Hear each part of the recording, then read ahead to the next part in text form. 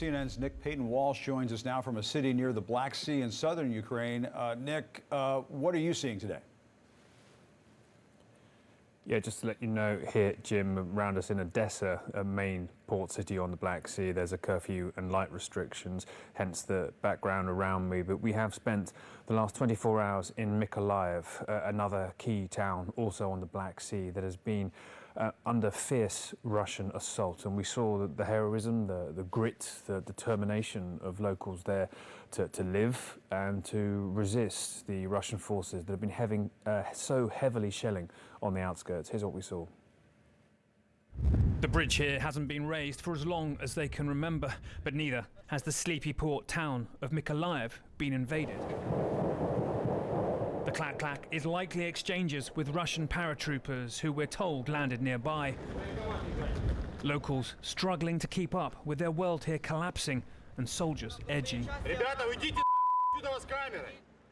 The fear here, Russian saboteurs, like these two suspects, thrown to the ground by soldiers. Then the sirens go off. And it is back in the basement for mothers and cats. Here, the noise of what Russia would do to these towns in the name of subjugation and geopolitical gain. Police trying to turn lights off, it seems, in businesses that closed in a hurry. Life persisting, caught between hoping this is short-lived and wondering if it may go on forever. Behind it all, in empty streets, the fear they may be overrun. And whether each huge blast will be the decisive strike that lets Putin's troops enter. The shelling just went on and on. The next morning, we saw where it hit. It's likely a missile tore up these Ukrainian tanks, but nobody left feels broken. How you feel? Хорошо, good. Very good. Yeah? Yes. They tried to come into the town. Россия попыталась попасть здесь или как? Попытались попасть, но мы отбили Николаев. Понятно. He's saying the Russians tried to come in last night, but the town of Mykolaiv beat them. And you can see what that looks like here. Машина, дирна. Смотрите. He's saying, look around here. I'm asking him, how do you feel living here, looking at all this? This is where you live, right? He's like, look at this. Look at these windows that are blown out. Те, что говорили гражданские, инфраструктуру не будут они портить и использовать. Сколько гражданских пострадало? Это уму непостижимо. Yeah, so the words of Russian ministers who've been saying that they're not going to hit civilian infrastructure here, he's repeating them back to me, saying, look at this. They say they're not hitting civilian infrastructure. Look at this damage around here. Putin's rockets may have shattered glass, but not dented the anger here. As they take stock, you have to ask yourself why Moscow ever thought these towns would gladly be occupied and what Russia's end goal is. Tempers fray here. Blood has been spilled, but despite Russia's overwhelming firepower, they did not pass.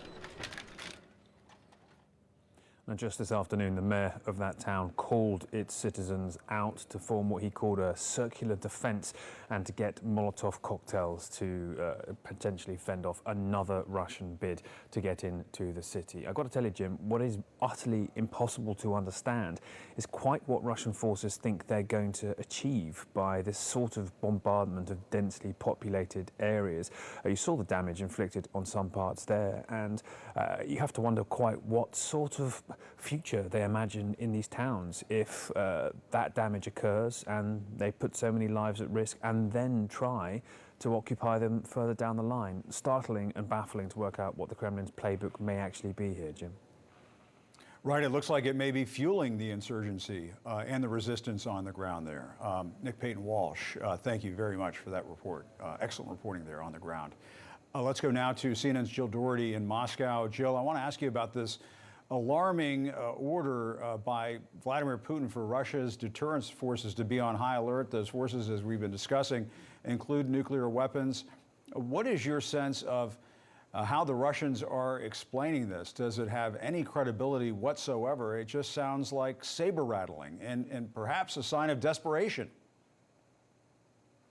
Well, it has, relevance. He is the commander-in-chief, and he does have two of the largest, the United States and Russia, have the biggest nuclear arsenals in the world. So when he says things like that, it is very serious, and I think that's how, it should be interpreted. And what he is saying is really a direct threat. Just to be precise, he's ordering his nuclear deterrent forces to be put on what he calls special combat regime. So that's a very high level of alert. And the reason he said that was because he said we are having aggressive statements and actions by NATO, and also these sanctions coming from the United States and from Europe. And you really have to say that those sanctions are going to very much bite. Tonight, it's very late, Sunday night, early Monday morning. Tomorrow morning, when the markets and the trading places where Russians trade their rubles begin to open, it could be pretty grim. So I think the president is trying to respond to a lot of this. And the United States did have a response, the White House saying that this is essentially a manufactured threat that really doesn't exist. So luckily, there doesn't seem to be a tit for tat. The United States could have, of course, said, well, we're going to go on super alert as well. But they did not do that. At least at this point, they're not doing that. And then another thing, Jim, that I think is really notable, we've been watching a lot of Russian reports on Russian state-owned and operated TV. And they have this kind of divided vision or version of what the Ukrainian forces are. Because in their reports from the eastern part, from that Donbass breakaway region, they're depicting them, they never call them the Ukrainian army, they call them nationalists, and they depict them as fierce monsters who kill and attack people. And then the other image is of regular Ukrainian forces in the areas that we've been reporting on, Kiev and other main cities.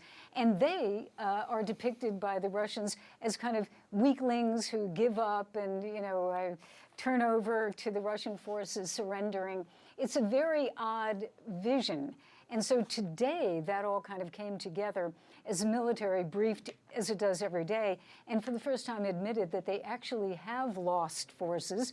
They've been killed, they've been wounded, but there were no numbers that they gave. But I think that is significant that they did admit that that's happening. They added, of course, that it's far fewer than the Ukrainians are having killed and wounded.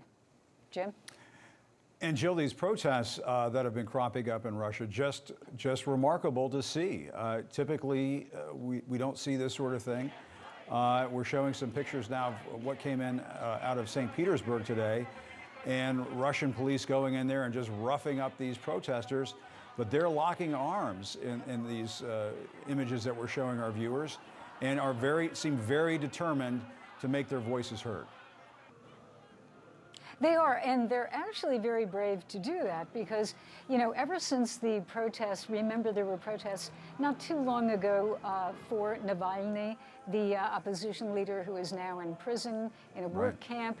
And it has gotten more and more, I would say, repressive and actually very brutal. You can look at some of that footage, and that is meant, you take these, some of the young people, put them in detention. They're held for sometimes a couple of days, and sometimes in conditions that are not very good.